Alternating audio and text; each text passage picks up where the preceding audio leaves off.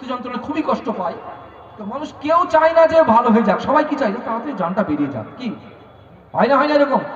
অনেকেই চায় যে তাড়াতাড়ি জানটা বেরিয়ে যাক, সুস্থ হয়ে যাক, বেঁচে যাক। এ কথা খুব কেউ বলে না, বলে আমরা তাড়াতাড়ি জানটা বেরিয়ে গেলে তো হতো, এই কষ্ট আর দেখতে পাচ্ছি না।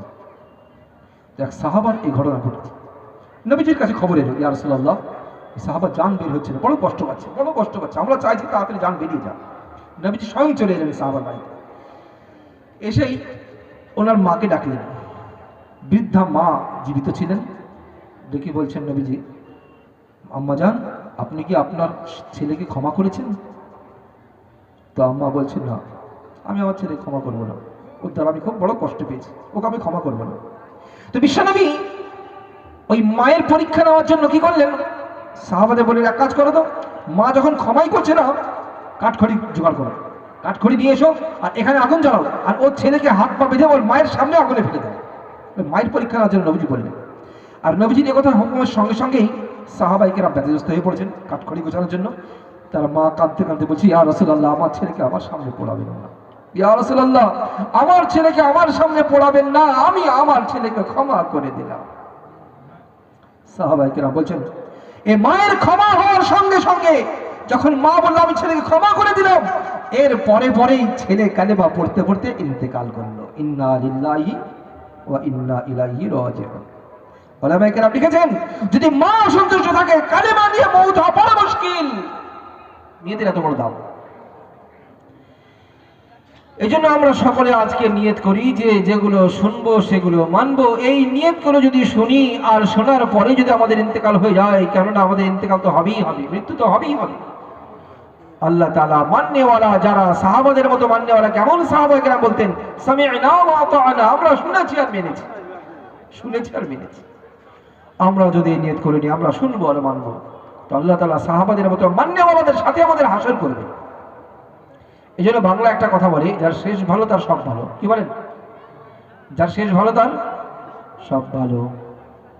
একটা মানুষ সারা জীবন, প্রথম জীবন থেকেই খুব ইবাদত গুজার ছিলেন, নামাজ, কালাম, তেলাওয়াত, জিকির, আজকার, তাসবিহ, তাহলিল, এর কোনো ঘাটতি ছিল না, খুব পাবন্দি ছিল। কিন্তু মৃত্যুর কয়েক বছর আগেই সব ছেড়ে দিল, নামাজ ছেড়ে দিল, দাড়িটাও কেটে ফেললো, মসজিদ ছেড়ে দিল, তেলাওয়াত ছেড়ে দিল, জিকির ছেড়ে দিল, তাসবিহাত ছেড়ে দিল, রোজা ছেড়ে দিল। এই অবস্থায় মৃত্যু হয়ে গেল, বলেন কেমন হবে লোকটার?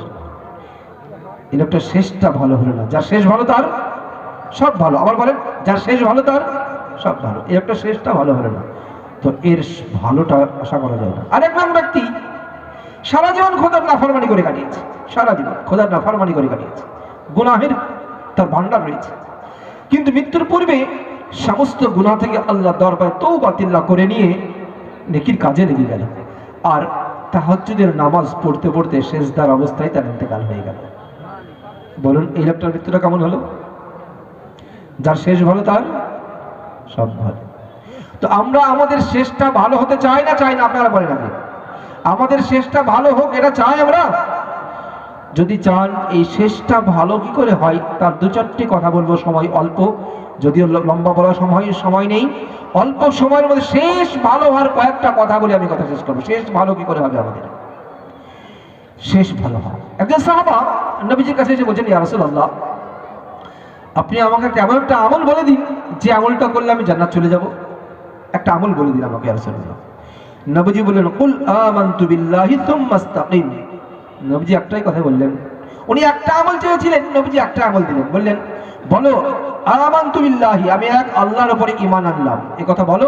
সুম্মা ইসতাকিম, এর উপর জমে থেকো, হটে যেও না, এর উপরে জমে থেকো। লা ইলাহা ইল্লাল্লাহ, এক আল্লাহ ছাড়া কোনো মাবুদ নেই, রুজির মালিক আল্লাহ, হায়াতের মালিক আল্লাহ, মওতের মালিক আল্লাহ, ইজ্জতের মালিক আল্লাহ, জিল্লাতের মালিক আল্লাহ, অসুখ দেওয়ার মালিক আল্লাহ, ভালো করার মালিক আল্লাহ, অভাব দেওয়ার মালিক আল্লাহ, দূর করার মালিক আল্লাহ, পেরেশানি দেওয়ার মালিক আল্লাহ, দূর করার মালিক আল্লাহ। এর উপর জমে থেকো, হটে যেও না। কিরকম হটে যেও না? আমাদের জবান পিছলিয়ে যায়। কিরকম পিছলিয়ে যায় জানেন? আপনার বাড়ির পাশেই দেখবেন অনেক সময় ঘটে যায়, বা নিজেরা ঘটে যায় অনেক সময়। কেমন? ছেলে অসুস্থ হয়েছে, খুবই অসুস্থ, তড়িঘড়ি করে করিমপুর হসপিটালে নিয়ে গেল। আর করিমপুর হসপিটালে নিয়ে যাওয়ার পরে সকালে নিয়ে গেছিল, দুপুরবেলায় খবর এলো ছেলেটা মারা গেল। তো আমাদের জবান কি বলে, ছেলেটা যদি করিমপুর হসপিটালে না নিয়ে গিয়ে ডাইরেক্ট বহরমপুর তুলতো তাহলে বেঁচে যেত। কি বলে না, বলে না? তাহলে ওই বহরমপুর হসপিটালে কি আমাদের হায়াতের মালিক? তাহলে হসপিটালের ডাক্তারি কি আমাদের হায়াতের মালিক? তাহলে হসপিটাল কি আমাদের বাঁচানোর মালিক? হসপিটালের ডাক্তারি কি আমাদের বাঁচানোর মালিক? এখানে লা ইলাহা ইল্লাল্লাহ গেল কোথায়? থাকলো? বিশ্বনবী সাল্লাল্লাহু আলাইহি ওয়াসাল্লাম এটাই বললেন, কুল আমানতু বিল্লাহি সুম্মা ইসতাকিম। তুমি বলো হ্যাঁ আল্লাহ এক, আমি এক আল্লাহর উপর ঈমান এনেছি, এই কথা বলো। সুম্মা ইসতাকিম, এর উপর জমে থেকো, পিছলিয়ে যেও না, পিছলিয়ে যেও না। কি আমাদের জবান পিছলায় না? পিছলায় না, স্লিপ করে যায়। এই জন্য ইমানের সহিত মৌত হওয়ার জন্য শেষ খাতমা বিল খায়র, আমার যার শেষ ভালো তার সব ভালো, শেষ ভালো হওয়ার জন্য প্রধান অস্ত্র হলো ইমানের উপর জমে থাকা। এই জন্য একটা জবানের কথা বলতে, আল্লাহ আমার রব, আল্লাহ আমার সব। বলেন কি বললাম? আল্লাহ আমার রব, আল্লাহ আমার সব। কিন্তু আমাদের দিল কি বলে জানেন? জবান আমাদের এটাই বলে, দিল আমাদের আলাদা বলে। দিল ওটাই বলে, জবান যেটা বলে দিল আলাদা বলে। জবান বলে আল্লাহ আমার রব, আল্লাহ আমার সব, আর দিল কি বলে? আল্লাহ আমার রব কিন্তু টাকাই আমার সব। এটা দিল বলে। কিভাবে বলে? এর বাস্তবতা রয়েছে। কেমন? দেখবেন মানুষ যেটাকে দিল থেকে চায় তার জন্য সবকিছু করতে প্রস্তুত থাকে। মানুষ টাকাকেই চায়, টাকাকেই সব বলে, মানে আল্লাহ আমার রব কিন্তু টাকাই আমার সব। তার জন্য এই টাকার জন্য সব করতে রাজি। টাকার জন্য ঘর ছাড়তে হবে তাতেও রাজি, বাড়ি ছাড়তে হবে তাতেও রাজি, ব্যবসা ছাড়তে তাতেও রাজি, চাকরি ছাড়তে তাতেও রাজি, জমি ছাড়তে তাতেও রাজি, কোথায় দুবাই যেতে হবে তাতেও রাজি, নতুন বিয়ে করেছে বউ ছাড়তে হবে তাতেও রাজি, কেরালা রাজি, বোম্বাই রাজি, গুজরাট রাজি, দুবাই যেতে রাজি, সৌদি যেতে রাজি। কি কারণে বলেন দেখি? টাকার জন্য। কিন্তু ওই ছেলেটা কি বলেন দেখি, যে তোমার বিবাহ হয়েছে নতুন, এক চিল্লার জন্য বউটা ছেড়ে জামাতে চলো, আল্লাহ রাস্তায় চলো, যাবে? যদি আল্লাহ আমার রব হতো, আল্লাহ আমার সব হতো, তো আল্লাহ সব জন্য সবকিছু ছাড়তে পারতো। কিন্তু টাকার জন্য সবকিছু ছাড়তে পারে, আল্লাহর জন্য সবকিছু ছাড়তে পারে কি পারে? বলুন না, পারে কি? টাকার জন্য তো ছাড়তে পারে। কেরালা আছে, ফোন করছে, ভালো আছেন? হ্যাঁ। কবে গিয়েছো গো? এই হুজুর 6 মাস হলো। 6 মাস হলো? 6 মাস হলো। 6 মাস তো 6 মাসটা 6 মাস বলছে, 6 মাস। আর জামাতে 3 দিনে বললে আল্লাহর জন্য সব করতে রাজি না। যার আল্লাহ রব হবে, যার আল্লাহই সব হবে, সে আল্লাহর জন্য সবকিছু করতে পারবে। আর যার আল্লাহই রব হবে আর টাকাই সব হবে, সে টাকার জন্য সবকিছু করতে পারবে। এই জন্য বিশ্বনবী সাল্লাল্লাহু আলাইহি ওয়াসাল্লাম বললেন, কুল আমানতু বিল্লাহি সুম্মা ইসতাকিম। বলো এক আল্লাহ আমার, আমি আল্লাহ এক আল্লাহর উপর ঈমান এনেছি, আর তার উপরে তুমি জমে থেকো, পিছলিয়ে যেও না। এই জমে থাকা কাকে বলে? আর ঈমান কাকে বলে? ঈমান বলা হয় বিশ্বনবী মুহাম্মদ রাসূলুল্লাহ সকালে বলুন সাল্লাল্লাহু আলাইহি ওয়াসাল্লাম যত কিছু সংবাদ দিয়েছেন, কবরের সংবাদ, জাহান্নামের সংবাদ, জান্নাতের সংবাদ, পুলিশের সংবাদ, মিজানের সংবাদ, হাসরের সংবাদ, দুনিয়ার সংবাদ, আখিরাতের সংবাদ, ফেরেশতার সংবাদ, এই যত কিছু সংবাদ দিয়েছেন সমস্ত সংবাদগুলোকে দৃঢ় বিশ্বাসের সহিত অন্তর দিয়ে মেনে নেওয়ার নাম ঈমান, আর না মানার নাম উল্টো। অন্তর দিয়ে মেনে নেওয়া কাকে বলে? হযরত আবু দারদা রাদিয়াল্লাহু তাআলা বিখ্যাত সাহাবা, দিমাশকের মসজিদে বসে তাসবিহ তাহলিল করছেন। একজন ব্যক্তি এসে বললেন, জনাব আপনি মসজিদে বসে তাসবিহ পড়ছেন, পাড়ায় আগুন লেগে গেছে। একজন হয়তো এতক্ষণ আপনার বাড়িটাও চলে গেল, আপনার বাড়ির পাশে আগুন জ্বলছে। উনি বললেন, না, কখনো হতে পারে না। দ্বিতীয় ব্যক্তি এসে বলছে, জনাব পাড়ায় আগুন লেগে গেছে, একদম আপনার বাড়ির পাশে আগুন দাউ দাউ করে জ্বলতে দেখলাম, এতক্ষণ হয়তো আপনার বাড়িও জ্বলে গেল। উনি বললেন, না, হতে পারে না। তৃতীয় ব্যক্তি এসে বলছে, জনাব পাড়ায় আগুন লেগে গেছে, একদম আপনার বাড়ির পাশে আগুন দেখে এলাম, এতক্ষণ হয়তো আপনার বাড়িও পুড়ে গেল। উনি বললেন, না, হতে পারে না। চতুর্থ ব্যক্তি এসে বলছে, জনাব পাড়ায় আগুন লেগে গেছিল, একদম আপনার বাড়ির নিকটে এসে আগুন নিভে গেছে। সুবহানাল্লাহ বলুন। হযরত আবু দারদা রাদিয়াল্লাহু তাআলা গম্ভীর স্বরে বলছেন, কখনো হতে পারে না। আবু দারদার বাড়িতে আগুন লাগবে, এটা হতেই পারে না।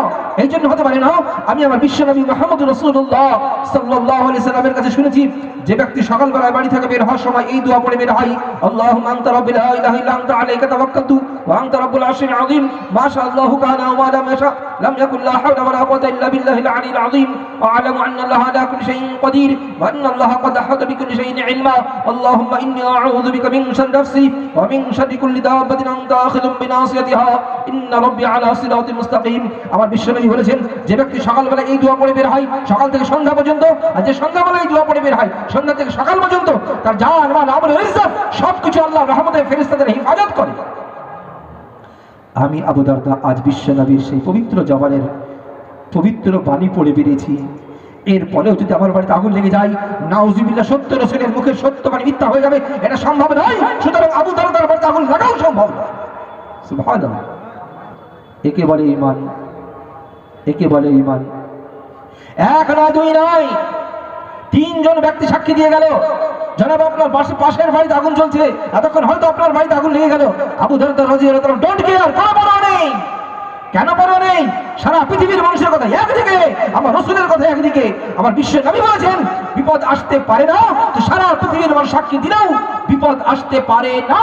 এই দিল থেকে মেনে নেওয়ার নাম হলো ঈমান। এই মেনে নেওয়ার নাম হলো ঈমান।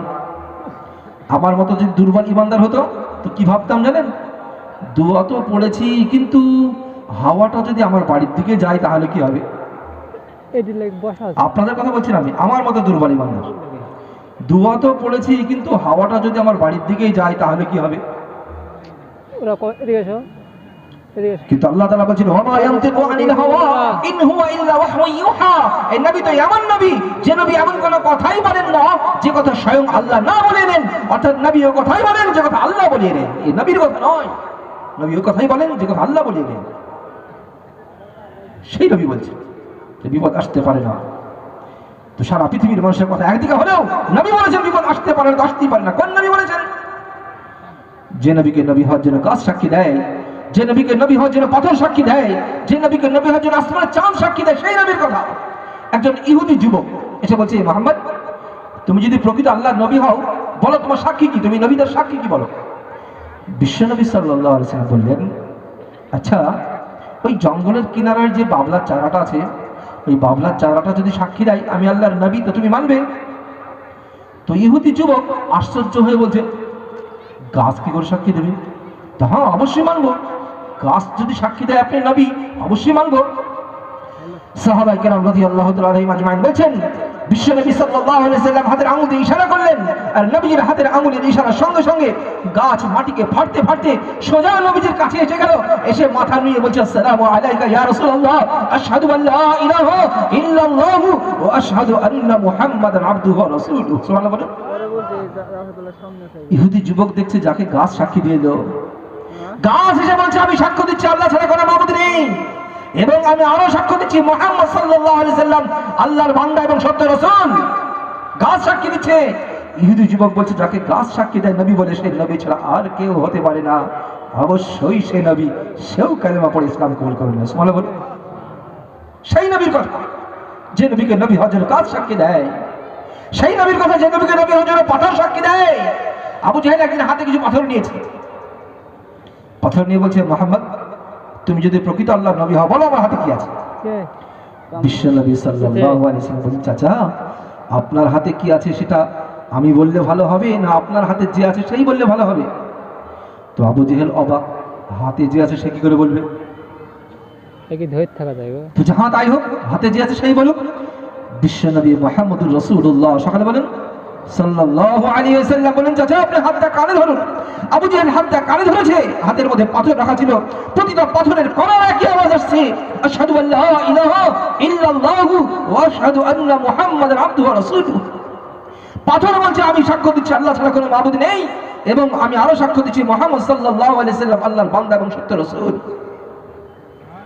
যে রাসূলকে রাসূল হওয়ার জন্য পাথর সাক্ষী দেয়, যে রাসূলকে রাসূল হওয়ার জন্য গাছ সাক্ষী দেয়, সেই রাসূলের কথা, সেই রাসূলের কথা।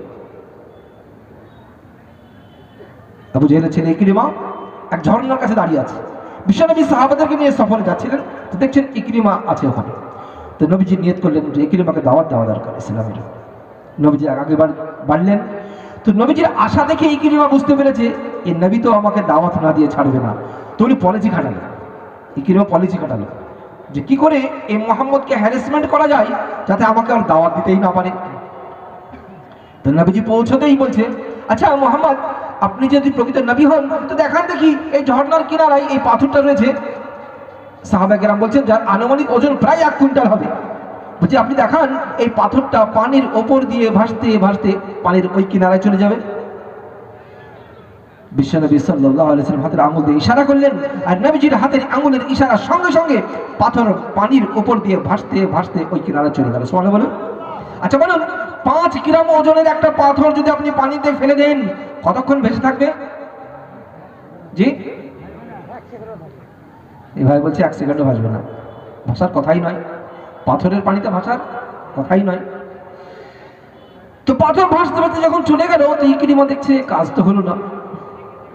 ভেবেছিলাম এমন পলিসি খাটাবো, ফেলিয়ার করে দেবো, আর আমাকে ইসলামের দাওয়াত দিতে পারবে না, কিন্তু গন্ডগোল হয়ে গেল। কি করা যায়? ও হ্যাঁ, ইকরিমা বলছে আচ্ছা মনে হচ্ছে এমন যে বাতাসের স্রোতটা ওই দিকে ছিল, বাতাসের স্রোতে ভেসে চলে গেছে, আপনি আবার ফিরে এনে দেখান। সাহাবায়ে কেরাম রাদিয়াল্লাহু তাআলা আলাইহিম আজমাইন বলছেন বিশ্বনবী সাল্লাল্লাহু আলাইহি সাল্লামের হাতের আঙুলের ইশারা করার সঙ্গে সঙ্গে ওই পাথর এবার পানির উপর দিয়ে কালেমা শাহাদাতের সাক্ষী দিতে দিতে পাথর বলছে আশহাদু আল্লা ইলাহা ইল্লাল্লাহু ওয়া আশহাদু আন্না মুহাম্মাদার আবদুহু ওয়া রাসূলুহু। পাথর বলছে আমি সাক্ষ্য দিচ্ছি আল্লাহ ছাড়া কোনো মাবুদ নেই, এবং আমি আরো সাক্ষ্য দিচ্ছি মুহাম্মদ সাল্লাল্লাহু আলাইহি সাল্লাম আল্লাহর বান্দা এবং সত্য রাসূল। সুবহানাল্লাহ বলে এই পাথর সাক্ষী দিতে দিতে ফিরছে। যে রাসূলকে রাসূল হওয়ার জন্য গাছ সাক্ষী দেয়, যে রসুলকে রসুল হওয়ার জন্য পাথর সাক্ষী দেয়, যে রসুলকে রসুল হওয়ার জন্য চাঁদ সাক্ষী দেয়। আমরা শুনেছি, কতবার শুনেছি আমাদের মুখ থেকে, বিশ্বনবীর হাতের আঙুলের ইশারায় চাঁদ দুভাগ হয়েছিল। চাঁদ সাক্ষী দিয়েছিল হে নবী, এর কথা মতো সারা পৃথিবীর মখলুকাত চলবে যদি আল্লাহ পাকের হুকুম থাকে। কিন্তু মুসলমান আমরা বুঝতে পারলাম না নবীকে, আমরা নবীকে চিনতে পারলাম না, আমরা সেই বিশ্ব নবীকে জানতে পারলাম না। সেই নবীকে সারা পৃথিবীর মানুষ চিনেছিল। সাহাবারা বলছেন একদিন সফরে ছিলাম আমরা, নবীজি সফরে আছেন, হযরত হুযায়ফা ইবনে ইয়ামান রাদিয়াল্লাহু তাআলা আনহু খানা পাকাচ্ছেন। সাহাবাদেরকে নিয়ে খাবারের ব্যবস্থা হয়েছে, একটাই ছাগল জবাই হয়েছে। তো বিশ্বনবী ছাগলের সামনের পাটা খুব পছন্দ করতেন। আপনারা হয়তো যারা হজে গেছেন তারা জানবেন, আরব ভূমিতে গোশতের টুকরো পিস পিস করা, আমরা যেভাবে গোশত পিস পিস করি এরকম পিস পিস করার কোনো সিস্টেম নেই আরব ভূমিতে। গোশত ওরা গোটা গোটাই খায়, মুরগি গোটা গোটা, খুব বেশি হলে 3 পিস বা 4 পিস করে একটা মুরগিকে। একটা ছাগল গোটায় কিংবা 3-4 পিস এরকম করে, এর বেশি করে না। গোটা গোটায় খায় না, পিস পিস করে না আমাদের মতো। তো বিশ্বনবী ছাগলের সামনের পাটা খুবই পছন্দ করতেন। তো সাহাবা রান্না করেছেন, নবীজি বললেন একটা পায়া দাও দেখি, দিলেন, নবীজি খেলেন। নবীজি বললেন আরেকটা দাও, আরেকটা দিলেন, ওটাও খেলেন। ছাগল জবাই করেছিল কটা বললাম? একটা, দুটো খাওয়া হয়েছে। এরপর নবীজি বলছেন আরেকটা দাও দেখি। তো সাহাবা বলছি ইয়া রাসূলুল্লাহ, ছাগলের সামনের পা তো দুটোই হয়। নবীজি বলছেন খোদার কসম করে বলছি, তুমি যদি কোনো কথার উত্তর না দিতে আর তোমার নবীর কথা শুনে যদি হাত মারতে, যতবার হাত মারতে, খোদার কসম ততবারই সামনের পাই বেরিয়ে আসতো। সুবহানাল্লাহ। মেরে ভাই দোস্তর বলতে সেই নবীকে আমরা চিনতে পারি। রাসূল বলছেন যতবার তুমি আমার কথা শুনে হাত মারতে ততবারই ছাগলের সামনের পাই বেরিয়ে আসতো, ততবারই বেরিয়ে আসতো। সেই রাসূলের আমরা উম্মত, সেই রাসূলকে আমরা মানতে পারলাম, সেই রাসূলের কথাকে আমরা মানতে পারি নাই। মুসলমানেরা কেমন মানতে পারি নাই? জবানে না বললে আমরা কর্মক্ষেত্রে দেখিয়েছি। ইয়া রাসূলুল্লাহ, আপনি যেগুলো বলেন আমরা মুখে স্বীকার করি আর না করি, কাজে আমরা দেখিয়ে দিই আপনার কথা মতো আমরা চলতে রাজি নই। এই জন্য শেষ ভালো হওয়ার জন্য প্রথম কাজ হলো ঈমানের উপর থাকা, সর্ব অবস্থায় ঈমানের হালাতে থাকা। শেষ ভালো হওয়ার জন্য সামান্যতম সেকেন্ড বরাবর ঈমান থেকে ছুটি হওয়ার কোনো রাস্তা নেই। দ্বিতীয় নম্বর, শেষ ভালো হওয়ার জন্য মেরে ভাই দোস্ত বুজুর্গ, হকুকুল ইবাদ আদায় করা, বান্দার হক আদায় করা। এক সাহাবা নবীজির কাছে এসে, যুবক সাহাবা অভিযোগ করছে, ইয়া রাসূলুল্লাহ, আমার আব্বা কোনো কাজকাম করতে পারেন না, বয়স হয়ে গেছে, আমি তো রোজি রোজগার করে ইনকাম করে আনি, সেই ইনকাম করা পয়সা আব্বা সব নিয়ে নেন, আমাকে কিছুই গুছিয়ে রাখতে দেন না, আমার আব্বার বিরুদ্ধে আমি বিচার চাই। বিশ্বনবী সাল্লাল্লাহু আলাইহি সাল্লাম সাহাবাকে ডাকতে পাঠালেন, ডাকো, ছেলে অভিযোগ করেছে। এদিকে নবীজির হাদিস আছে, নবীজি বলছেন রিদার রব্বি ফি রিদার ওয়ালিদি, রিদার রব্বি ফি রিদার ওয়ালিদি, আল্লাহ তাআলার সন্তুষ্টি এ বাপ মায়ের সন্তুষ্টির মধ্যেই নিহিত। যার উপরে বাপ মা সন্তুষ্ট তার উপরে আল্লাহ সন্তুষ্ট, যার উপরে বাপ মা সন্তুষ্ট তার উপরে আল্লাহ সন্তুষ্ট। সাহাবাকে ডেকে পাঠালেন নবীজি। তো কি ব্যাপার? তো আল্লাহ রসুল ডাকছে। তো কি ব্যাপারে বলো? তো তোমার ছেলে রসুলের বিরুদ্ধে কাছে অভিযোগ করেছে যে তুমি নাকি কিছু কামাইতে পারো না, আর তোমার ছেলে ইনকাম করে নিয়ে আসে, আর সে পয়সা তুমি সব নিয়ে নাও, তাকে কিছু দাও না। তো তোমার বিরুদ্ধে রসুলের কাছে বিচার দিয়েছে। তো সাহাবা বড় দুঃখ পেল। কি ছেলে যদি বাপের বিরুদ্ধে অভিযোগ করে, কোন বাপ আছে দুঃখ পাবে না? বলেন, কি দুঃখ পাবে না? পাবে না? তো বড় দুঃখ পেলেন। দুঃখ পেয়ে মনে মনে ভাব বললেন কিছু কথা, জবানে বলেননি, মনে মনে কিছু কথা বললেন। কি বললেন? উনি মনে মনে বলছিলেন, এ বেটা, আজ তুই আমার বিরুদ্ধে রসুলের দরবারে অভিযোগ করেছিস, কিন্তু একটা দিন তোর এমন ছিল, তোর বলার ক্ষমতা ছিল না, তোর চলার ক্ষমতা ছিল না, তোর কাজকর্মের ক্ষমতা ছিল না, তোর হাঁটার ক্ষমতা ছিল না, তোর ধরার ক্ষমতা ছিল না। সেই দিন তোর সঙ্গে ছিলাম আমি, কেমন করেছি? তোকে খাইয়েছি, আমি ক্ষুধার্ত থেকেছি, তোকে পান করিয়েছি, আমি পিপাসিত থেকেছি, তোকে ছায়ায় রেখেছি, আমি রোদে থেকেছি, তোকে আরামে রেখেছি, আমি দুঃখে থেকেছি, তোকে সুখে রেখেছি, আমি কষ্টে থেকেছি। তোর রাত্রের মুখের একটু হাসি দেখার জন্য ব্যাকুল হয়ে থাকতাম, আর তোর মুখের দুঃখের কোনো কান্নার আওয়াজ পেলে আমার দুঃখে ব্যথিত হয়ে যেত বুক। আর সেই তুই বেটা আজ জওয়ান হয়েছিস, তোর পাখা মেরেছে, আর রসুলের দরবারে আমার বিরুদ্ধে অভিযোগ করেছিস। মনে মনে বলেছিলেন, জবানে বলেননি, মনে মনে। কিন্তু আল্লাহ রাব্বুল আলামিনের দরবারে এই বাপের দিলের কথাগুলো আল্লাহর আরশ মহল্লায় এমন ভাবে করাঘাত করেছিল, এই বাপ রসুলের দরবারে আসার পূর্বে আল্লাহ তাআলা জিবরিল আমিনকে পাঠিয়ে দিয়েছেন বাপের নবীজির কাছে।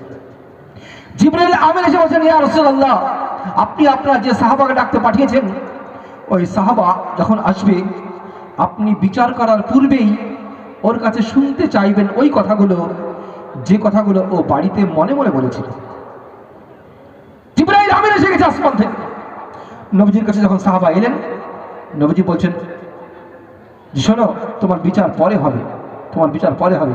আগে তুমি বলো ওই কথাগুলো, যে কথাগুলো তুমি যখন আমার তরফ থেকে লোক তোমাকে ডাকতে গিয়েছিল, আর তুমি শুনে মনে মনে যে কথাগুলো বলেছিলে, সেই কথাগুলো তুমি আগে বলো, তারপরে তোমার বিচার করো। তো বেচারা কান্না শুরু করে দিয়েছে, কান্না শুরু করে দিয়েছে। ইয়া রাসূলুল্লাহ, আমি তো জবানে কিছু বলি নাই, জবানে আমি কিছুই বলি নাই। ইয়া রাসূলুল্লাহ, যা বলেছি দিলে দিলে বলেছি। ইয়া রাসূলুল্লাহ, আমার দিলের কথাগুলো আপনি শুনে নিয়েছেন। বিশ্বনবী বলছেন, না, তোমার দিলের কথা আমি শুনি নাই, তোমার দিলের কথা আল্লাহর আরশ মহল্লায় আঘাত করেছে, সেখান থেকে জিবরাইল এসে আমাকে শুনিয়েছে। বলো তুমি কি কথা বলেছিলে? বাপ সেই কথাগুলো শোনালেন যেগুলো পূর্বে বলেছে। ইয়া রাসূলুল্লাহ, আমি বলেছিলাম, বেটা, তুই যখন ছোট ছিলি, তোর চলার ক্ষমতা ছিল না, কাঁধে করে নিয়ে বেরিয়েছি, তোকে সুখে রেখেছি, আমি দুঃখে থেকেছি, তোকে খাইয়েছি, আমি ক্ষুধার্ত থেকেছি, তোকে পান করেছি, আমি পিপাসিত থেকেছি, তোকে ছায়ায় রেখেছি, আমি রোদে থেকেছি, তোকে আরামে রেখেছি, আমি কষ্টে থেকেছি। তোর মুখের হাসি দেখার জন্য ব্যাকুল হয়ে থাকতাম, আর তোর মুখের কান্না আমার সারা রাত্রি ঘুমকে হারাম করে দিত। আজ তুই জওয়ান হয়েছিস, তোর পাখা মেরেছে, তুই আমার বিরুদ্ধে অভিযোগ করেছিস। ইয়া রাসূলুল্লাহ, বড় দুঃখ বেদনায় আমি এই কথাগুলো বলেছিলাম, জবানে বলি নাই, জবানে বলি নাই, দিলে দিলে বলেছি। বিশ্বনবী কথাগুলো শুনে রসুলের চোখে পানি চলে এসেছে। রসুল ছেলেকে ডেকে বলছিলেন, ছেলে শোনো, এই ছেলে শোন, বেয়াদব, তুই এবং তোর যত মাল রয়েছে সব তোর বাপের, তোর কিছুই নয়, সব তোর বাপের, কিছুই নয় তোর। রসুল ছেলেকে কথা বললেন, মেরে ভাই, দোস্তর বুজুর্গ, যদি শেষ ভালো করতে চাই, বাপকে সন্তুষ্ট রাখতেই হবে, নচেত শেষ ভালো হওয়া সম্ভব। এক সাহাবা তার মৃত্যু শয্যায় শয্যায়িত, সাহাবারা তার মৃত্যু যন্ত্রণা দেখে বড় ব্যতিব্যস্ত হয়ে পড়েছে, বড় ব্যতিব্যস্ত হয়ে পড়েছে। সবাই চাইছেন যে যেন তেন প্রকারে মৃত্যু হয়ে যাক। আপনারা দেখবেন সমাজে এরকম হয় যে কোনো মানুষ যখন মৃত্যু যন্ত্রণা খুবই কষ্ট পায়, তো মানুষ কেউ চায় না যে ভালো হয়ে যাক, সবাই কি চায় যে তাড়াতাড়ি জানটা বেরিয়ে যাক। কি হয় না, হয় না এরকম? অনেকেই চায় যে তাড়াতাড়ি জানটা বেরিয়ে যাক, সুস্থ হয়ে যাক, বেঁচে যাক। এ কথা খুব কেউ বলে না, বলে আমরা তাড়াতাড়ি জানটা বেরিয়ে গেলে তো হতো, এই কষ্ট আর দেখতে পাচ্ছি না। দেখ, সাহাবার এই ঘটনা ঘটেছে। নবীজির কাছে খবর এলো, ইয়া রাসূলুল্লাহ, সাহাবা জান বের হচ্ছে না, বড় কষ্ট পাচ্ছে, বড় কষ্ট পাচ্ছে, আমরা চাইছি তাড়াতাড়ি জান বেরিয়ে যাক। নবীজি স্বয়ং চলে এলেন সাহাবার বাড়িতে, এসেই ওনার মাকে ডাকলেন। বৃদ্ধা মা জীবিত ছিলেন। ডেকে বলছেন, নবীজি, আম্মা জান, আপনি কি আপনার ছেলেকে ক্ষমা করেছেন? তো আম্মা বলছেন না, আমি আমার ছেলে ক্ষমা করবো না, ওর দ্বারা আমি খুব বড় কষ্ট পেয়েছি, ওকে আমি ক্ষমা করবো না।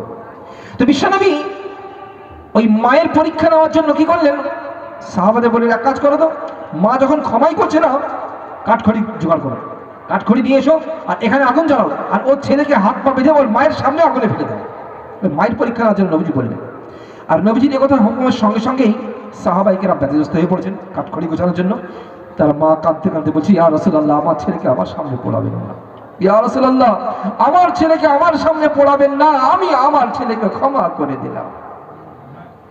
সাহাবাইকেরা বলছেন, এ মায়ের ক্ষমা হওয়ার সঙ্গে সঙ্গে যখন মা বলল আমি ছেলেকে ক্ষমা করে দিলাম, এর পরে পরেই ছেলে কালেমা পড়তে পড়তে ইন্তেকাল করলো। ইন্না লিল্লাহি ওয়া ইন্না ইলাইহি রাজিউন। ওলামায়ে কেরাম লিখেছেন, যদি মা অসন্তুষ্ট থাকে কালেমা নিয়ে মওত হওয়া বড় মুশকিল, বড় মুশকিল। আমি প্রথমেই কথা শুরু করেছিলাম, যার শেষ ভালো তার সব ভালো, যার শেষ ভালো তার বলেন সব ভালো। এই শেষটা ভালো করার জন্য 1 নম্বর ইমানের হালাতে থাকা সব সময়, 2 নম্বর বাপ মাকে সন্তুষ্ট রাখতেই হবে, নচেত সম্ভব নয়। এই জন্য নবীজি বলছেন, রিদার রব্বি ফি রিদার ওয়ালিদি, সে হাজি হোক, চাই গাজী হোক, চাই আলিম হোক, চাই মুফতি হোক, চাই হাফিজ হোক, চাই ইমাম হোক, চাই মুয়াজ্জিন হোক, সে যে হোক আর যাই হোক, যার উপরে আল্লাহ বাপ মা সন্তুষ্ট তার উপরে আল্লাহ সন্তুষ্ট, যার উপরে বাপ মা সন্তুষ্ট তার উপরে আল্লাহ সন্তুষ্ট। আমরা কি চাই কেউ আল্লাহ আমাদের উপর অসন্তুষ্ট হোক, আমাদের মৃত্যুটা ইমানের সহিত না হোক?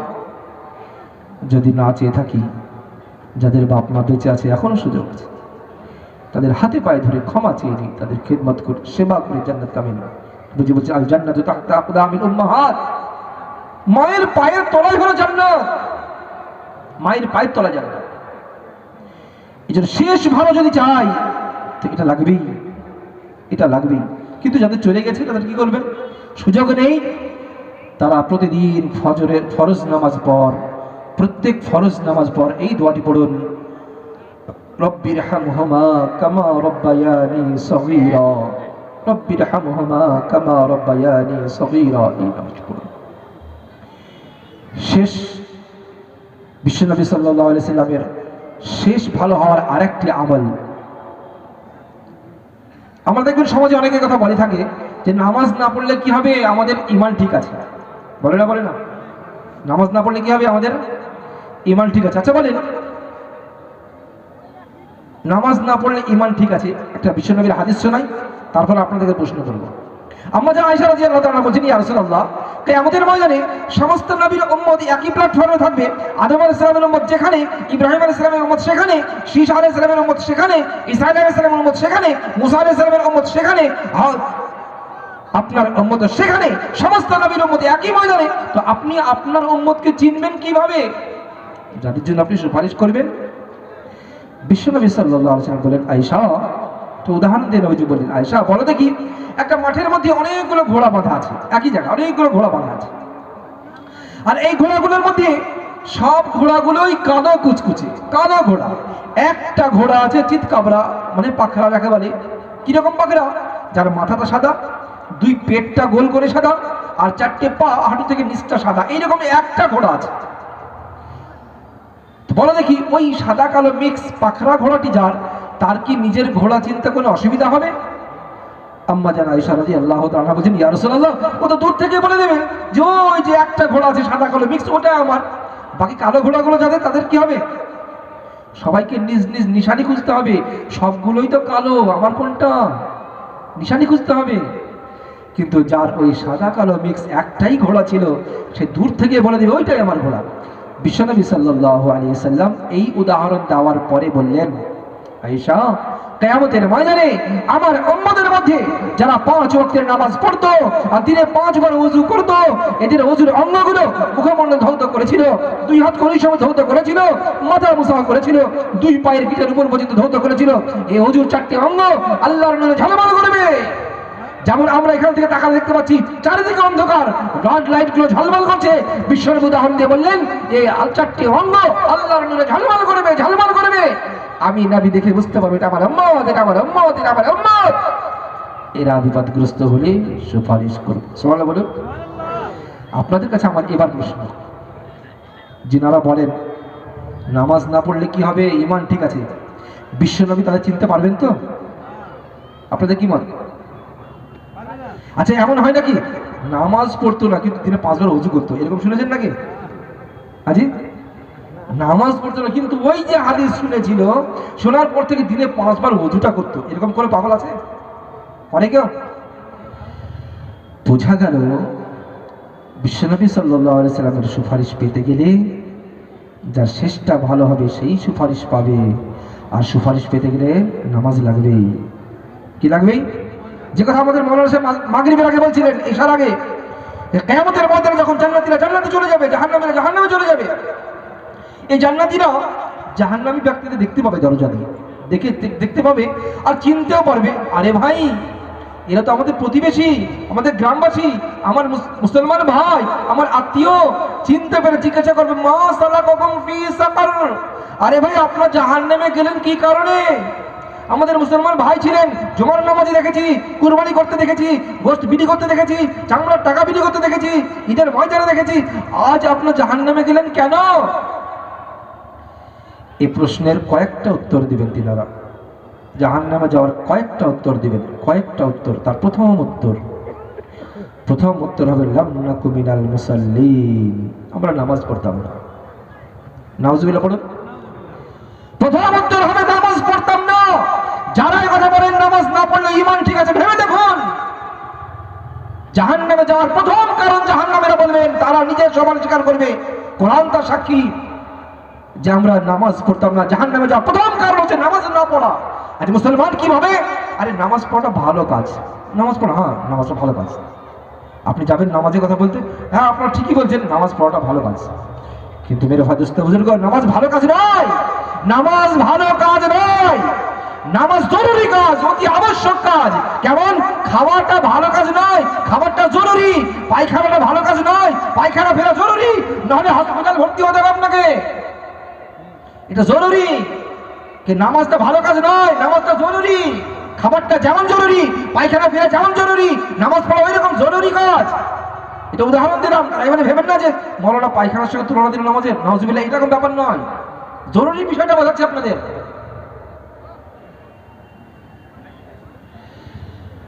মেরে ভাই দোস্তের বুজুর্গ, কিন্তু বিশ্বনবী সাল্লাল্লাহু আলাইহি সাল্লামের সেই নামাজকে আমরা শতকরা কতজন ধরে রাখতে পেরেছি বলেন? শতকরা কতজন জানেন আপনাদের? ভারতবর্ষের সমীক্ষা বলছে ভারতের মুসলমানরা যারা 5 ওয়াক্তের নামাজ পড়ে এর সংখ্যা হলো শতকরা 5। ভারতের সমীক্ষা বলছে। কত? তার পড়ে না কত? কত যে পড়ে? 5। তা পড়ে না? আস্তাগফিরুল্লাহ, আল্লাহ মাফ করুক, আল্লাহ মাফ করুক, আল্লাহ মাফ করুক। এটাই বোঝার বিষয়, এটাই বোঝার বিষয়। ওই নবীর কথা, যে নবীর জীবনে কোনো মিথ্যা তো দূরের কথা, মিথ্যা তো দূরের কথা, মিথ্যার মজাক পর্যন্ত পাওয়া যায় না যে নবীর জীবনে। হ্যাঁ, সত্যের মজাক পাওয়া যায়। মজাক 2 প্রকারের হয়। কয় প্রকার বললাম? 2 প্রকার। একটা সত্যের মজাক, একটা মিথ্যার মজাক। মিথ্যার মজাক কেমন? আপনি একটা বাচ্চাকে ডাকছেন, এই বাচ্চা শোন শোন, আসছেই না, তো আপনি বলছেন হাতটা মুড়ি ধরে, এই বাবু আয় মজা দিব। যেই বাচ্চাটা কাছে এলো, হাতটা ফাক্কা, কই মজা দেন, হাতে দেখালেন মজা, তোকে মজাক করলাম। এটা কি? মিথ্যার মজাক। এটা মজাক, কিন্তু মিথ্যার মজাক। বিশ্বনবীর জীবনে মিথ্যা তো দূরের কথা, মিথ্যার মজাকও পাওয়া যায় না। হ্যাঁ, সত্যের মজাক পাওয়া যায়। কিরকম সত্যের মজাক? এক বুড়িকে নবীজি বলছেন, এ বুড়ি মা শোনো, কোন বুড়ি জান্নাতে যাবে না। কি বলছেন? কোন বুড়ি জান্নাতে যাবে না। তো বুড়ি কান্না শুরু করে দিয়েছে, ইয়া রাসূলুল্লাহ, আমি ঈমান এনেছি, নেক আমল করেছি, এই বুড়ি বলে আমি শেষ বয়সে জাহান্নামে যেতে হবে। ইয়া রাসূলুল্লাহ, আমি বুড়ি হওয়ার কারণে জান্নাতে যেতে পাবো না। হাউমাউ করে কান্না শুরু করেছে। বিশ্বনবী বললেন, বুড়ি জান্নাতে যাবে না, মানে বুড়ি জান্নাতে ঢুকে গেলে বুড়ি থাকবে না। এটা কিসের মজাক? সত্যের মজাক, সত্যের মজাক। এক সাহাবা অত্যন্ত কালো ছিল, আপনারা ওইরকম কালো দেখেছেন কিনা জানি না, আমি ওই রকম কালো মানুষের সঙ্গে সফর করেছি, আফ্রিকান হাবশি। এত কালো, এই গালের রং আর দাড়ির রং এক, গালের রং আর দাড়ির রং সেম এক, পার্থক্য নেই, এত কালো। এরকম মানুষের সঙ্গে আমি সফর করেছি আফ্রিকার। তো ওই রকম সাহাবা, আফ্রিকান হাবশি সাহাবা অত্যন্ত কালো ছিলেন। তো নবীজি বলছেন, শোনো, কোনো কালো মানুষ জান্নাতে প্রবেশ করবে না, জান্নাতে থাকবে না, কোনো কালো মানুষ জান্নাতে চান্স পাবে না, থাকবে না জান্নাতে কালো মানুষ। উসামা হাওয়া করে কান্না শুরু করছি, ইয়া রাসূলুল্লাহ আমি ঈমান এনেছি, আমল করেছি, আপনাকে নবী বলে মেনেছি, এরপরেও কালো হওয়ার কারণে আমি জান্নাত যেতে পাবো না। ইয়া রাসূলুল্লাহ কালো তো আমি নিজে শখ করে হয় না, এটা তো আল্লাহর কুদরতি কালো। বিশ্বনবী বললেন কালো মানুষ জান্নাতে প্রবেশ করলে কালো থাকবে না। এটা কিসের মজাক বলেন? সত্যের মজাক। সত্যের মজাক পাওয়া যায় যে নবীর জীবনে, যে নবীর জীবনে মিথ্যা তো দূরের কথা, মিথ্যার মজাক পর্যন্ত পাওয়া যায় না। সেই নবীর কথাকে আমরা মুসলমানেরা মানতে পারলাম না, আমরা মুসলমানেরা মানতে পারলাম। আফসোসের কথা এটাই। অমুসলিমদেরকে কি বলবো, আমরা মুসলমানরা মানতে পারলাম না। যে রাসূল পাক সাল্লাল্লাহু আলাইহি ওয়াসাল্লাম আমাদের জন্য মেরাজ থেকে নামাজ এনেছিলেন, সেই নামাজের আমরা 12টা বাজিয়ে দেখেছি। ইয়া রাসূলুল্লাহ আপনার নিয়ে আসা নামাজ আমরা মুসলমানেরা অন্তপক্ষে মানতে রাজি নই।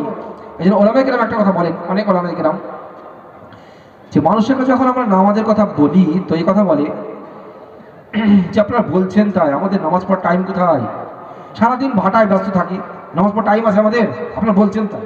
সারাদিন অফিস আদালতে থাকি, তা আমাদের টাইম আছে নামাজ পড়ার? আপনারা বলছেন তাই। সারাদিন মাঠে কাজ করি, আমাদের নামাজ পড়ার টাইম আছে? আপনারা বলছেন তাই। সারাদিন দোকানে ব্যস্ত থাকি, কত ভিড় দোকানে খরিদ্দার নিয়ে, আমাদের নামাজ পড়ার টাইম আছে? সকালে যাই, রাত্রে বাড়ি আসি, দুপুরে খাওয়াটাই ঠিক মতো হয় না, আপনারা নামাজ পড়া আমাদের বলছেন তাই, আমাদের টাইম আছে বলেন? কি বলে না, বলে না? অনেক ওলামায়ে কেরাম এই কথা বলেন, আরে ভাই নামাজ পড়ার টাইম নেই, এটা ফালতু কথা, এটা ফালতু কথা। এর মধ্যে একটা অন্য কিছু বিষয় ঢুকে রয়েছে। বিষয়টা কি? আচ্ছা বলুন, আপনার সঙ্গে যার শত্রুতা আছে সে যদি আপনার বাড়িতে আসতে চায়, আপনি কি করেন? আসতে সুযোগ দেন? কি বলেন? ও যেন আমার সীমানায় পানা দেয়। কে? যার সঙ্গে আপনার শত্রুতা আছে সে যদি আপনার বাড়িতে আসতে চায় তো আপনি এই কথা বলেন ও যেন আমার সীমানায় পানা দেয়। বাড়িতে আসা তো দূরের কথা, কিন্তু যার সঙ্গে আবার আপনার বন্ধুত্ব আছে, মিত্রতা আছে, সম্পর্ক রয়েছে, আত্মীয়তা রয়েছে, সে আসতে যদি নাও চায় তো আপনি কদিন পরেই ফোন করেন, কি ভাই অনেকদিন হয়ে গেল, বেড়াতে আসুন, ভালো লাগছে না, এসে বেড়ে যান। কি বলেন না, বলেন না? এক ব্যক্তি আসতে চাইছে, আপনি সীমানায় পা দিতে নিষেধ করছেন, আর একজন আসছে না, তাকে ফোন করে ডাকছেন। তো অনেক ওলামায়ে কেরাম এই কথা বলেন, নামাজ পড়ার টাইম নেই তোমার, এটা ফালতু কথা। তুমি ভেবে দেখো, তুমি তোমার রবের সঙ্গে এমন কি ব্যবহার করেছো, এমন কি পাপ করেছো, এমন কি গুনাহ করেছো, এমন কি অন্যায় করেছো যে খোদা তার ঘরের সীমানায় পা দেওয়াটা তোমার পছন্দ করছেন না? তুমি ভেবে দেখো খোদার সঙ্গে কি সম্পর্ক তুমি করেছো। সময় নেই এটা ব্যাপার নয়, তোমার থেকে হাজারো ব্যস্ত মানুষ এমনও আছে যে 5 ওয়াক্তের নামাজটা কাজা করে না, কাজা করে না। এটা বিষয় নয় যে সময় নেই, বিষয় হলো এটাই যে অন্তরের বিষয়, কি আমার রসুলকে কতটুকু মানতে পেরেছি, আমার রসুলের কথা নামাজ পড়া প্রত্যেকটা মুসলমানের উপরে ফরজ, আল্লাহ ফরজ করেছেন, এই রসুলের কথাকে আমি দিল থেকে কতটুকু মেনে নিতে পেরেছি, এটাই বিষয়। जो मानेगा वो बनेगा, जो मानेगा वो बनेगा, যারা মানবে তারা বানাবে, বেনে যাবে, তার আখিরাত বানাবে। এই জন্য শেষ যদি ভালো আমরা করতে চাই তো নামাজ লাগবে। শেষ ভালো করতে চাইলে কি লাগবে বললাম? নামাজ লাগবে।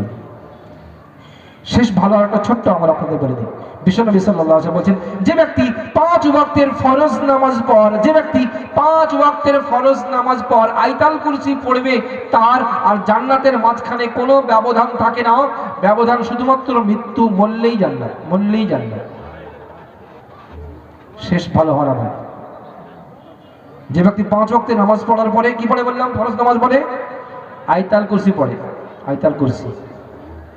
কিন্তু বড় আফসোস এবং পরিতাপের বিষয় যে আমাদের মুসলমানদের এখানে যদি বলি হাত তুলুন দেখি আয়াতুল কুরসি কতজনের মুখস্থ আছে, তো কতজনের হাত উঠবে? আপনারা হাত তুলতে বলছি না, আমি আপনাদেরকে অপমান করতে চাই না, বলুন কতজন উঠবে? শেষ ভালো হওয়ার আমল, যা শেষ ভালো তার সব ভালো, যা শেষ ভালো তার সব ভালো।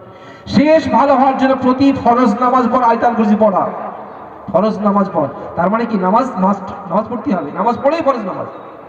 বিশ্বনবী সাল্লাল্লাহু আলাইহি ওয়াসাল্লাম বলেছেন, 5 ওয়াক্তে ওযু করার সময় যারা মিসওয়াক করে, দাঁতন করে, এর প্রথম পুরস্কার হলো 70টা এর পুরস্কার রয়েছে। একটা পুরস্কার হলো এটাই যে নামাজের মিসওয়াক করার সময়, ওযু করার সময় শুধুমাত্র দাঁতনটা যদি করে নেয়, এর নেকি যে দাঁতন করেনি তার থেকে 70 গুণ বেড়ে যায়। কখন বললাম? যেমন যে দাতন করেনি শুধু অজু করেছে, এর নেকি যদি 1 কোটি হয়, তো যে দাতন করে অজু করেছে তার নেকি হবে 70 কোটি। 70 গুণ মানে এই যদি 1 কোটি হয়, এর কত হবে? 70 কোটি। দ্বিতীয় নম্বর আমি বলছেন, যে ব্যক্তি 5 ওয়াক্তে ওযু করার সময় দাতন করে, মৃত্যুর সময় কালেমা নসিব হবে। সুবহানাল্লাহ বলুন। কালেমা নসিব হবে, যার কালেমা নসিব হবে, নবী বলছেন যার শেষ কথা হবে লা ইলাহা ইল্লাল্লাহ, কালেমা নিয়ে যার মওত হবে, তার সরাসরি জান্নাতের ফয়সালা হয়ে যাবে। এই শেষ ভালো আমার একটা ছোট্ট আমল হলো মিসওয়াক করা। আমি যদি হাত তুলতে বলি কজন হাত উঠবে? ছোট্ট আমল। এর জন্য কোনো পয়সা খরচ হয় না, এর জন্য কোনো মেহনত লাগে না, পরিশ্রম লাগে না। পকেটে দাঁতনটা রাখা আছে, মসজিদে যাচ্ছেন, দাঁতনটা করতে করতে চলে গেলেন, অজুখানায় বসলেন, দাঁতন করা হয়ে গেল, অজুর দাঁতনটা ধুয়ে পকেটে ভরে নিলেন, অজু করে নিলেন। সহজ, কঠিন নয়। এই জন্য শেষ ভালো হওয়ার জন্য এই ছোটখাটো কিছু আমল আছে, এগুলো আমাদের করতে হবে। ছোটখাটো আমল, বড়গুলো তো আছে, বড় বড় আরো অনেক আছে, অনেকগুলো বড় সময় নেই। তো ছোট আমল হলো কি বললাম একটা, 5 ওয়াক্তে মিসওয়াক করা। 2 নম্বর কি বললাম ছোট একটা মধ্যে, 5 ওয়াক্তের নামাজের পরে আয়াতুল কুরসি পড়া। আর একটা শেষ ভালো হওয়ার আমল, বিশ্বনবী সাল্লাল্লাহু আলাইহি ওয়াসাল্লাম বলছেন, যে যত বেশি আমার উপর দরুদ পড়বে, কিয়ামতের ময়দানে তার জন্য আমি তত বেশি সুপারিশ করব। এই কথা জেনে রাখবেন, পৃথিবীর কোনো মানুষ নিজের আমলের কারণে জান্নাতে যেতে পারবে না। কোনো মানুষ নিজের আমলের কারণে যেতে পারবে না। তবে হ্যাঁ, যদি বিশ্বনবীর সুপারিশ পেয়ে যায়, তবে তার সোনাই শাহাদা। নবীর সুপারিশ ছাড়া কেউ জান্নাতে যেতে পারবে না। কিন্তু বিশ্বনবী বলেছেন যে আমার কিয়ামতের ময়দানে সবথেকে আমার উম্মতের মধ্যে নিকটে তারাই স্থান পাবে, সুপারিশের হকদার তারাই হবে যারা বেশি বেশি আমার উপর দরুদ পড়েছে, নবীজির উপর দরুদ পড়েছে। এই জন্য যারা আমাদের সঙ্গে উঠা বসা করে, যাদের সঙ্গে আমাদের সম্পর্ক রয়েছে, এদেরকে আমরা একটা সহজ রাস্তা বলে দেব, যেটা আপনারা যদি চান তো আপনাদেরকে বলে দেবো। বলবো? সহজ রাস্তা হলো, আপনি যখন ফজরের নামাজের জন্য মসজিদে আসেন, ফজরের নামাজের জন্য এসে দেখলেন জামাতের সময় কিছুটা বাকি আছে, তসবিহটা পকেট থেকে বের করুন। আর যদি তসবিহ না থাকে, হাতের আঙ্গুল গুনে নিন। সব থেকে ছোট দরুদ হলো সাল্লাল্লাহু আলাইহি ওয়াসাল্লাম, সাল্লাল্লাহু আলাইহি ওয়াসাল্লাম। 2.5 থেকে 3 মিনিট সময় লাগবে, 100 বার পড়ে নিন ফজরের আগে। টাইম পেলেন না, জামাত শুরু হয়ে গেছে, ফজরের পরে, আসরের পরে, কিংবা মাগরিব পরে, কিংবা ইশার পরে, আর 5 মিনিট। তো 5 মিনিট, 3 মিনিট, সকালে 3 মিনিট, বিকেলে 3 মিনিট, কমেন্ট হলো। এই 6 মিনিটে আপনি পড়লেন, সময় দিলেন রসুলের উপর দরুদ পড়ার জন্য। আপনার সংখ্যা হয়ে গেল 200, সকালে 100, বিকেলে 100। প্রতিদিন 200 বার হলে মাসে কত হয় বলেন? 6000 বার। মাসে 6000 হলে বছরে 72,000 বার। বছরে আপনার 72,000 বার বিশ্বনবীর সামনে দরুদ পড়া হয়ে গেছে, আপনার জানাই নেই। সময় ব্যয় করতে হবে আপনার। আরেকটা হলো, সেই সঙ্গে জুমার দিনে আপনি মসজিদে চলে গেছেন অনেক আগে সময় নিয়ে, হাতে সময় আছে, জুমার খুতবার অনেক টাইম আছে, তসবিহটা পকেট থেকে বের করুন, বের করে গুনতে শুরু করে দিন। সব থেকে ছোট দরুদ সাল্লাল্লাহু আলাইহি ওয়াসাল্লাম 1000 বার পড়ুন জুমার দিনে, 1000 বার। তাহলে আপনার ওইদিকে বছরে 72,000 বার হয়েছে। আর বছরে 52টা জুমা হয়, কোনো বছর 53টা হয়। 52টা জুমা যদি গড় ধরে নিই, তো প্রতি জুমাতে 1000 বার করে পড়েছেন। যে সময়টা জুমায় গিয়ে চুপচাপ বসে থাকতেন, আর চুপচাপ বসে নেই, আপনি 1000 বার দরুদ পড়েছেন। খুব বেশি হলে 30 মিনিট সময় লাগবে, 25 থেকে 30 মিনিট। আপনি অনেকক্ষণ বসে থাকেন জুমা মসজিদে জুমার দিনে, বা একই টাইমে না পারলে 5 টাইমে পড়ুন। তো 52 জুমায় 52,000, আর ওইদিকে 72,000, কত হলো? 1,24,000 বার দরুদ পড়া হয়ে গেছে আপনার বছরে। খুব সহজ ব্যাপার, করবেন ইনশাআল্লাহ। আল্লাহ পাক আমাদের সবাইকে যা কিছু বলা হলো, শোনা হলো, এর প্রতি শোনা বলার থেকে বেশি আমল করার তৌফিক দান করুন। এরপরে আমাদের অনেক স্বনামধন্য খুবই শ্রদ্ধের পাত্র বড় বড় ওলামা হযরত এসেছেন। জনাব হযরত মাওলানা শওকত আলী সাহেব বর্ধমানের, যারা সারা বাংলা বিখ্যাত লোক। হযরত জনাব মুফতি জারজি সাহেব, বাংলা বিখ্যাত লোক। জনাব মাওলানা আজিজুল হক সাহেব এসে গেছেন, ইনিও বাংলা বিখ্যাত লোক। এই সমস্ত বড় বড় ওলামা হাজরাত আমাদের সামনে এসেছেন, অনেক গুরুত্বপূর্ণ আলোচনা রাখবেন। তাদের কথা সবগুলো মনোযোগ দিয়ে শুনে আমলের নিয়তে শুনবো। আর যে সমস্ত ভাইরা আমাদের কাছে নেই, তাদের কাছেও আমরা কথাগুলো পৌঁছে দেবো, এই নিয়তে শুনবো ইনশাআল্লাহ। আল্লাহ পাক আমাদের সবাইকে আমল করার তৌফিক দান করুন। আসসালামু আলাইকুম ওয়া রাহমাতুল্লাহি ওয়া বারাকাতুহু।